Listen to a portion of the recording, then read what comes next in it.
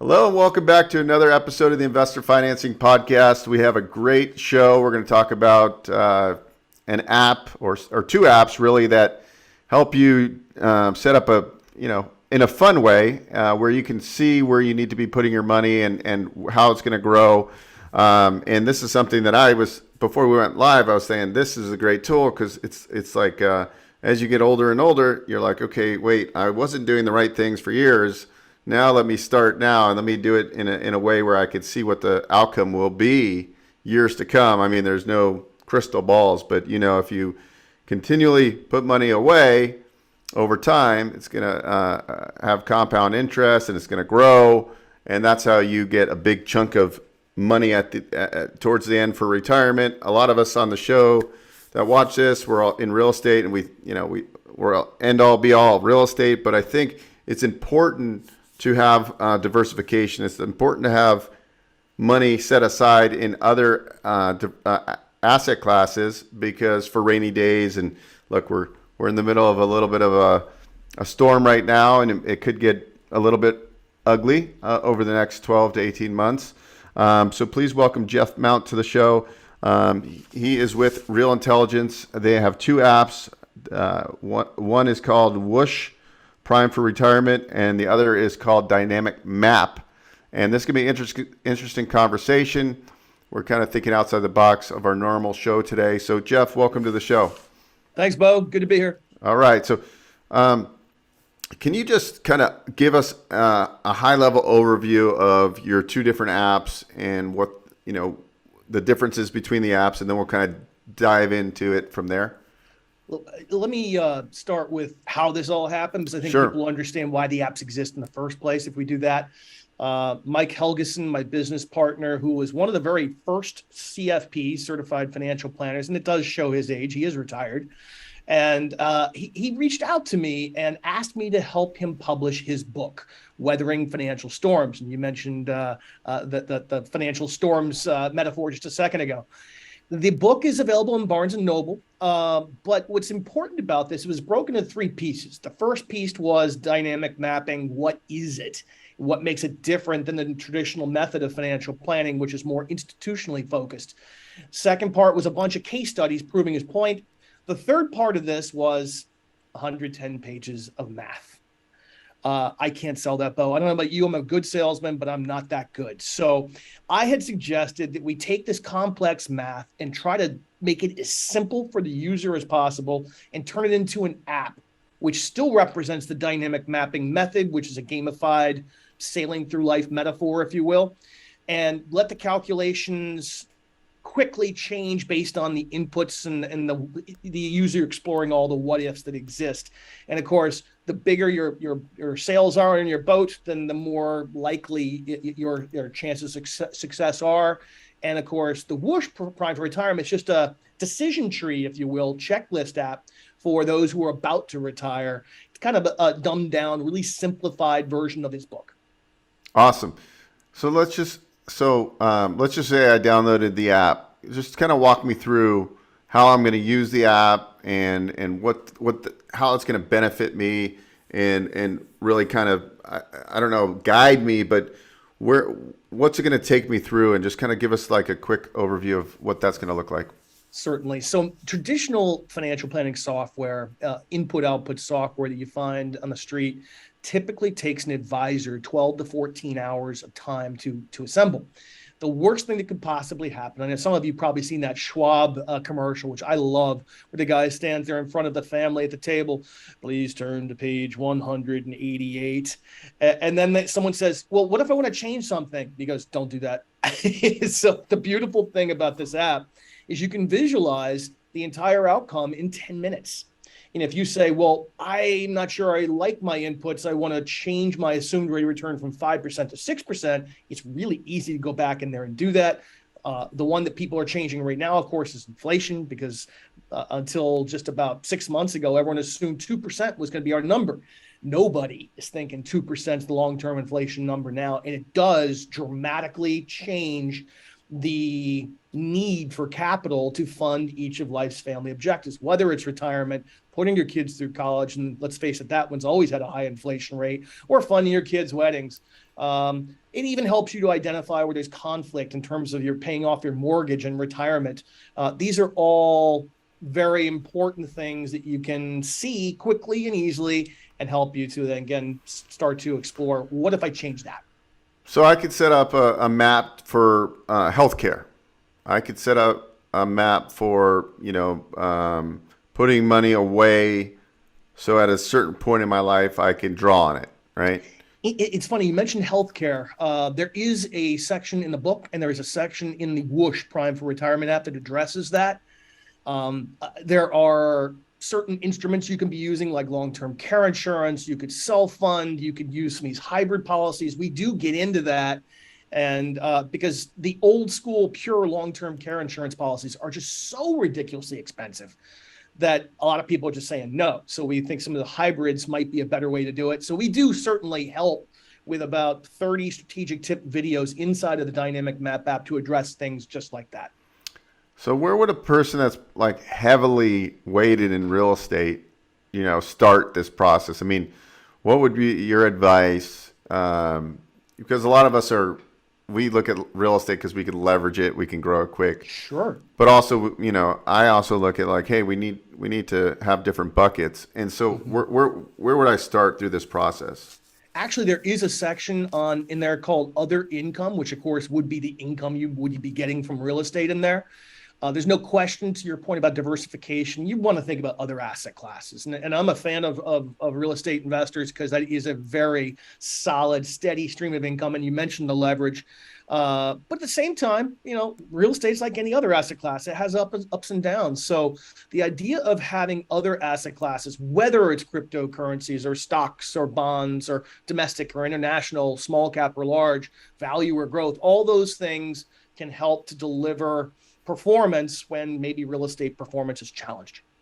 And will this app actually sync up with, so it tracks like your growth of these different buckets you're putting money into, or not yet. Or it's really just, but right now it's really kind of like a mind map. It's going to show you visually, okay, if you put $1,000 a month in this, $500 a month in this, over the next 20 years, this is what it would look like.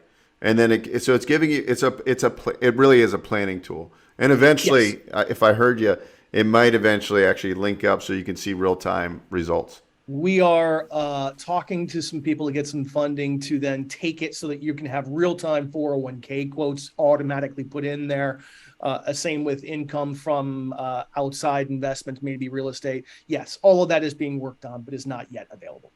Yeah, that would be kind of cool it wouldn't be kind of cool. It'd be real cool because then you just you could almost have like a full snapshot of your portfolio. Yes. I have my 15 rental properties.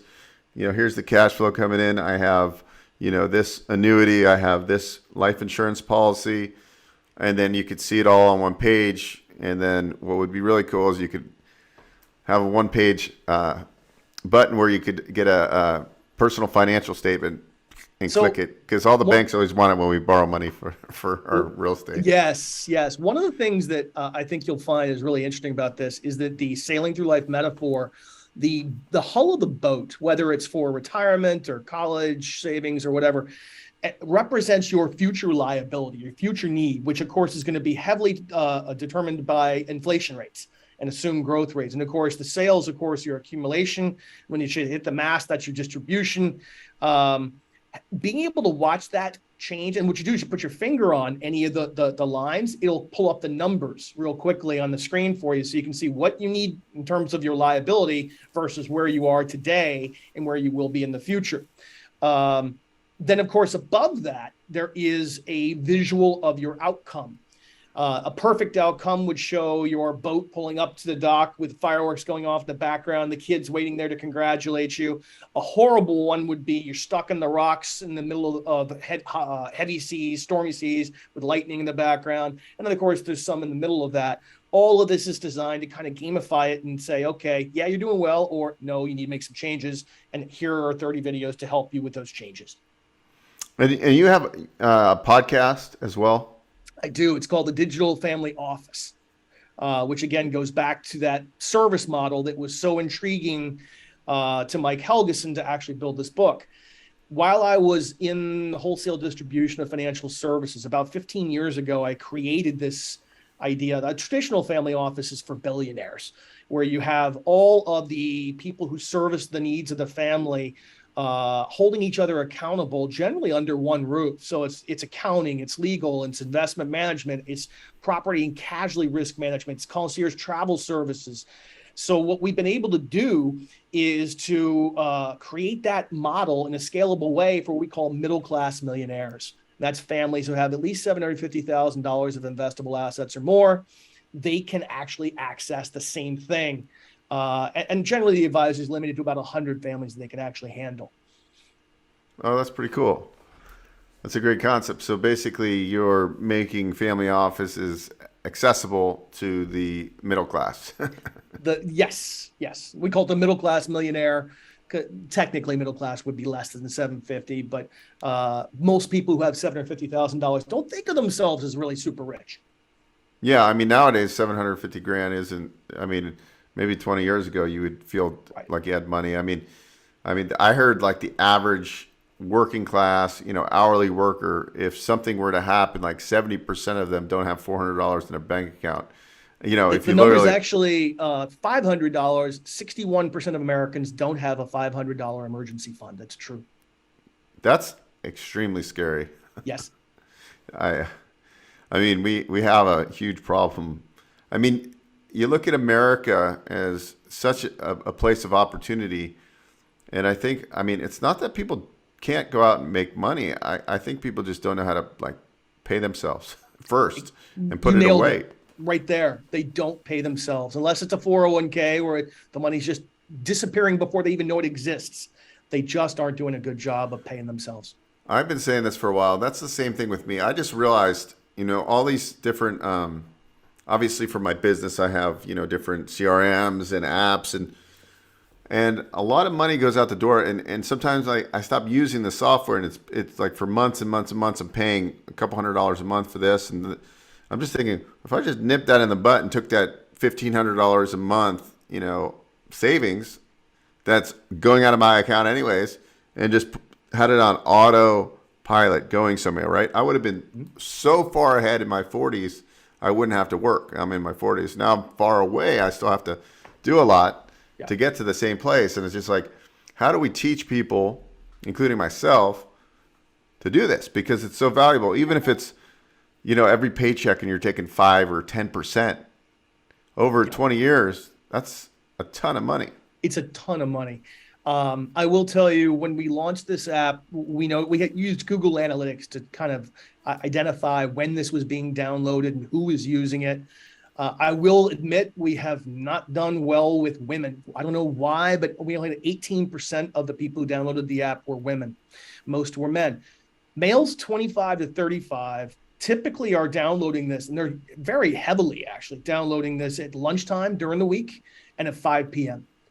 Which is good. So I'm assuming that they're exploring all the what ifs, kind of to your point about the $1,500. If I had done this, what would be the impact? And they can see how it's going to help them with their boat well into the future.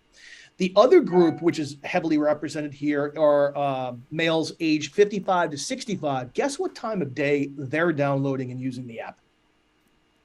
I have no idea. 1 a.m., that's a head scratcher. So we've all heard the proverbial, well, can you sleep at night? And the answer is no. Some of these people didn't save enough. They're now getting close and closer to retirement. They're starting to freak out, and they get in this thing and they start exploring, well, what if I didn't spend money here and I did invest it here? What if inflation continues to rise? Oh my God, how much is that going to hurt? And you will see it, the bow of the boat really gets steep. But these are all, again, designed to help you prepare for retirement. Yeah, I think as I got older, I never thought about the future as far as like, I just said, oh, I'm going to be a millionaire. And like, I didn't really put much deep thought into it. Right. And then all of a sudden, you're late 30s and things start really, you're like, wait, I'm going to die. I know I'm going to die now. I didn't know that in my 20s. And then you start really thinking about financial, right? Financial stress is the number one stress.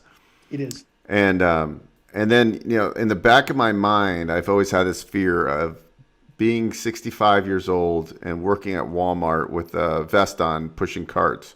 Sure, of course. And being alone, like no family. That would be like the ultimate, that would suck. And, I think that our job, having podcasts and so forth, is bring on smart guests. This message has been around for years to put money away. But I think, what it sounds like is your app is making it, it's making it accessible for everybody. So they can say, wait, if I just even put $250 away over a 30-year period, it compounds at 5% or whatever, I'm going to have a good amount of money.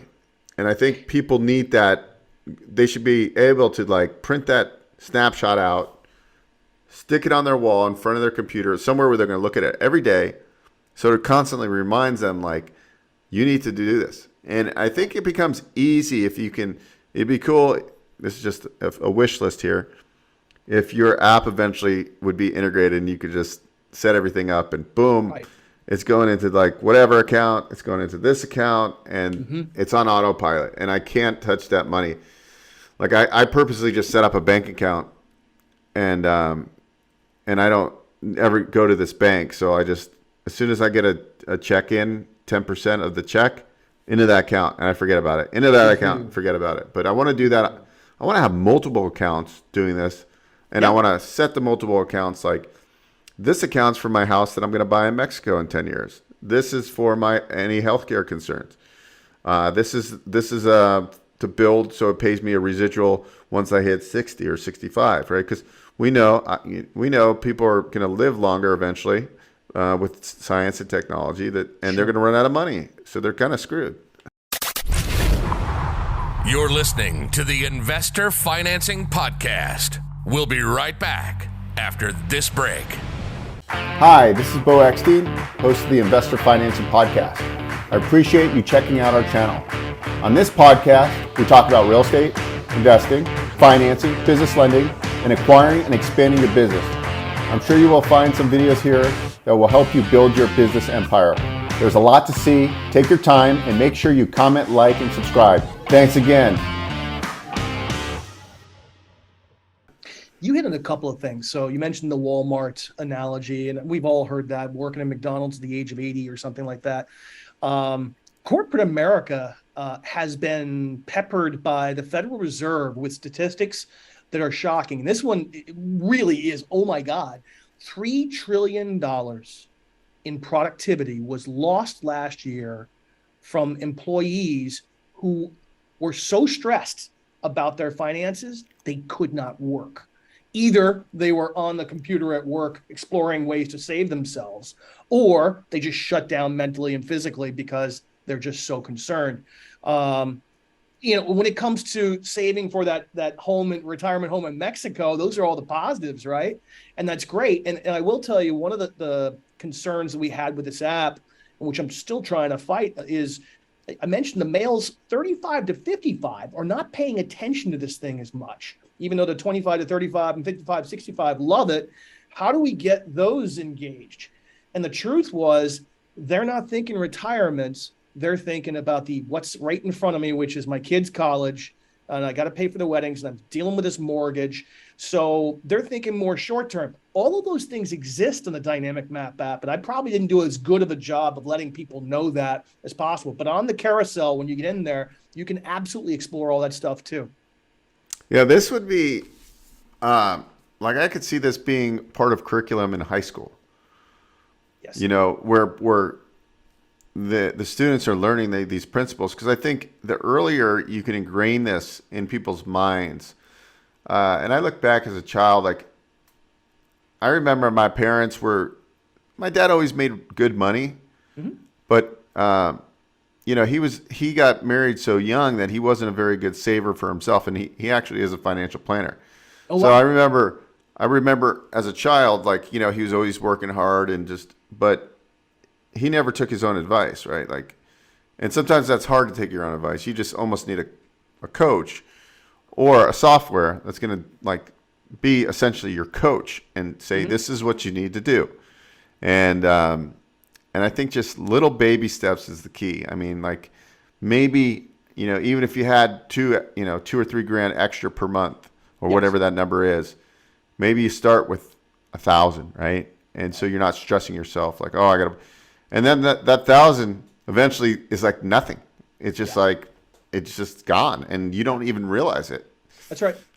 So that's really the automation. I mean, that's the good thing about 401ks is that it's going to be taken out and you forget about it. You don't even know that money was meant to come to you, right? It's redirected. So you don't see it. And that's good. The bad thing though, I think, is that sometimes you don't really pay attention to what your 401k is invested in. Yep. So I think there needs to be a better layer of like where you're putting your money, and like people need to pay attention to it a little bit more. And also now, like with Bitcoin and stuff, you see people that were like heavily invested in Bitcoin. And when you're over leveraged in an asset class, sometimes when there's a downturn in the market, like right now, I'm sure there's going to be a lot of people that go under because of this. And not to say that Bitcoin's not going to be a great asset class in the future, right? But like if you're not diversified, when we hit a downturn, this is where you get wiped out. And then, maybe 10 years later, your Bitcoin's worth $100,000. But right now it went from 38 to whatever. Yeah. So I interviewed a crypto expert just a couple weeks ago on the Digital Family Office podcast. And one of the things that he tried to remind people, because it's been imploding. I mean, really, truly imploding, whether it's Bitcoin or Ethereum or any of those things. His point was, yes, this is legit. This is going to be something in the long term, but you need to understand this asset class, because it's so young and so new, it's going to have 5 times the volatility of stocks. Last time I checked, stocks are really volatile. So if this is 5 times that, you really need to be able to put it away and just almost close your eyes and say, oh, I'm just not even going to look at the news, because it could be really rough. Does your tool, like a lot of people talk about, life insurance and fit in at banking or be your own bank with life insurance? Does your tool do any, like I always look at that, and a lot of people on the outside, it's starting to become popular. They talk about this whole concept where I'm just curious, do you have a asset class where you can map out insurance like that? No, I don't. So you have to understand, this thing was originally created to be a productivity tool for advisors. I mentioned they waste 12 to 14 hours on each financial plan. And we were using both the training program for the family office experience and, of course, the dynamic mapping method to help improve their lives. COVID happened. When COVID happened, I couldn't travel the country to do the training. Zoom's a great tool, but 2 full days of training through Zoom is just too much Zoom fatigue. It wasn't working. So we had to make a pivot and change the app so it was easier for the end user to use. If we start getting the things like you're talking about, it becomes complicated. It's incredibly important we keep it simple. Now, the book that I mentioned, Weathering Financial Storms, does address all of that. Whoosh, Primed for Retirement, does address some of that.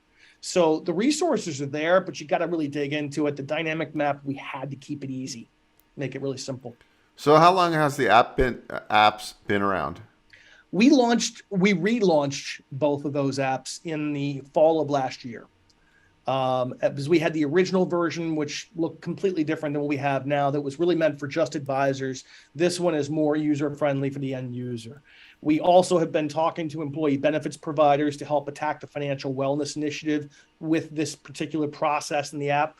And once we start getting some of that business, as well as, of course, what we've been getting from the general public, then we'll have the capital go forward with the connections that we talked about with 401k and real-time balances showing up on your app. Yeah, I mean, once you get a certain amount of users, in theory, your company's worth X, right? And then you go out. And right now, have you been pretty much bootstrapped then with your Without app? a doubt, yes, it's been completely bootstrapped. So then you'll potentially go out and get seed investors, and then Series A and all that whole process. Oh yeah, yes. Oh, that's really exciting. Thank you. So I think we got a lot here. I mean, this is like something we could talk about for hours and hours and hours. I think the great thing is to have conversations. Like our show is really geared on real estate investing, but I started thinking, God, we need more financial literacy on an overall picture, because a lot of people just got into real estate recently, and like, you could have like closed your eyes and wrote an offer and got a deal, and it appreciated over the last 2 years 35%. And this is not normal, people. No, this is not my friend.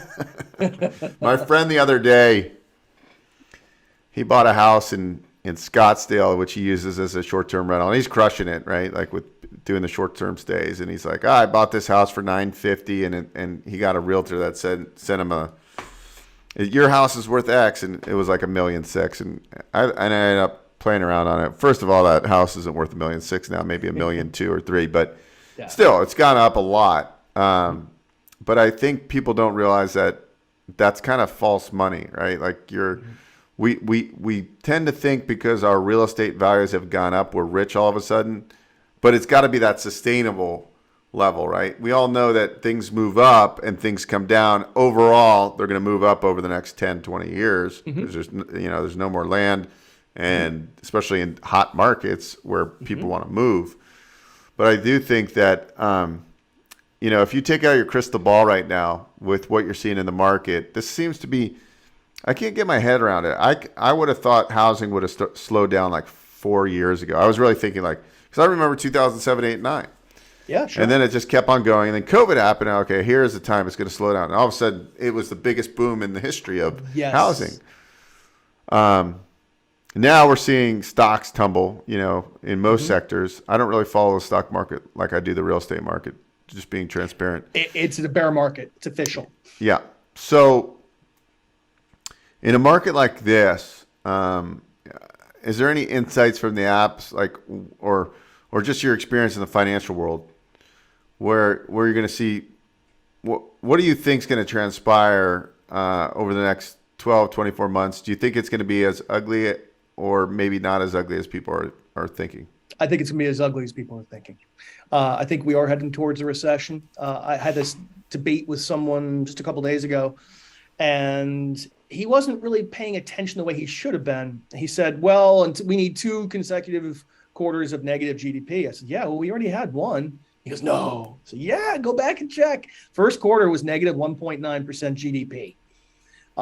We are 2 weeks away or 1 week away from the end of this quarter. We won't find out until late next month what the actual number is. But if we have a negative number again, that's officially a recession. The average lifespan of a recession is 18 months. So we're already in the bear market. We're down more than 20% from the high, which is the definition of a bear market. Now, again, don't think this means doom and gloom all the way around. We're talking broad-based. Can you still find some stocks that can do well in environments like this? Of course you can.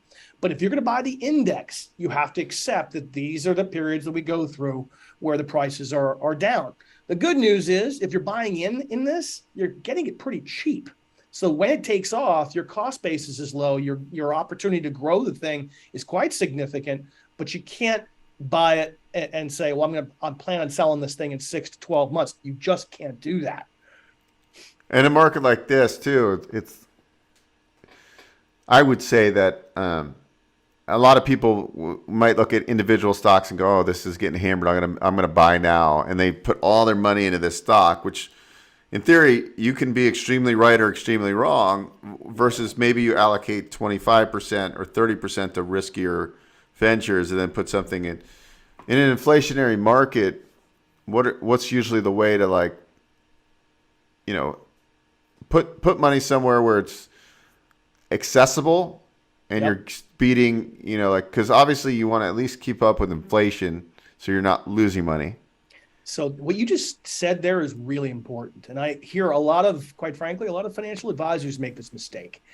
And again, it goes back to that institutional model of financial planning where they think, well, over the long term, your return on stocks is going to be better than inflation or anything else.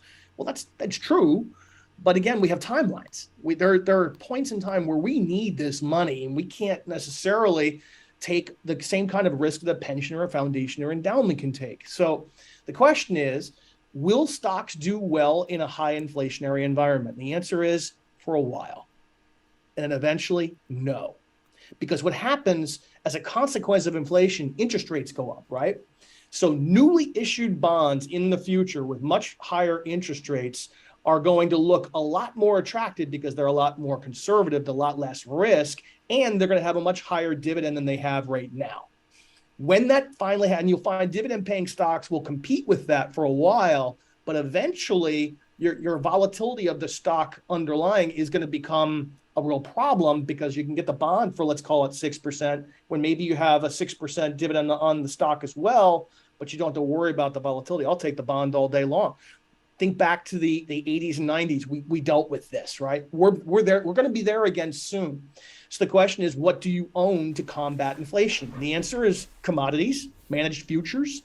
Those are the types of things that are going up in price right now, and they will continue to do so in an inflationary environment. Then, of course, on the bond side, you have TIPS, Treasury Inflation Protected Securities. It acts just like a normal treasury bond, but the yield, the dividend will go up as inflation goes up. So it's tied to it, and it does give you some protection. Should you still own stocks? Yes. Should you own growth-oriented stocks during this? Again, only in the beginning of it, because the beginning of the inflationary part of the party, eventually the hangover comes, and the hangover is really painful. Growth stocks will not look good in that environment. Yeah, and it looks like what's been like the longest recession? Do you happen to know like what year was one of the longer ones? Probably the longest, most recent one was 2000 to 2003. That was a very long, painful unwinding of the dot-com bubble, if you remember that. And the worst part of it was at the very end. 2002 was the broad market was down 22% after it already been down 8 the previous year and 12 in 2000. So that's a long run of a lot of pain after what was an incredible party of the late 1990s. It's amazing during these let's call it climate changes where it goes hot to cold, right? We're hot and then like 2 months ago we got cold, and now we're getting extremely cold. That's right. You get these switches in the economy, but that's where it seems like you can make the most amount of money, right? Like it doesn't seem like that. That's where the money is made and the money's lost in these shifts, because you can buy literally stuff at pennies on the dollar, and it's just knowing what to put your money into. And that's the challenging part. Where do you focus, and and nobody's got the crystal ball that says, oh, we're at the bottom of this. Let's buy, and that's why they tell you to dollar cost average. Yeah. And whenever you do have somebody who's, let's say, a professional giving advice to a family saying, you really should buy this right now. It is so cheap because of all the pain we just went through. And someone in the family says, yeah, I'm going to wait till I feel more comfortable. Translation, I'm going to wait till it's more expensive to buy it. And that's the kind of thing that you deal with. Yeah, that's crazy. Well, Jeff, this has been a great conversation. I got a lot of value out of it. I know once this is edited and everybody gets to watch and listen to this in the future, it's going to open up their eyes. I just think, I think I'm a lot like the people that are going to watch this, where I'm thinking, setting up, we call it an FU wall, FU wall, meaning a financial fortress.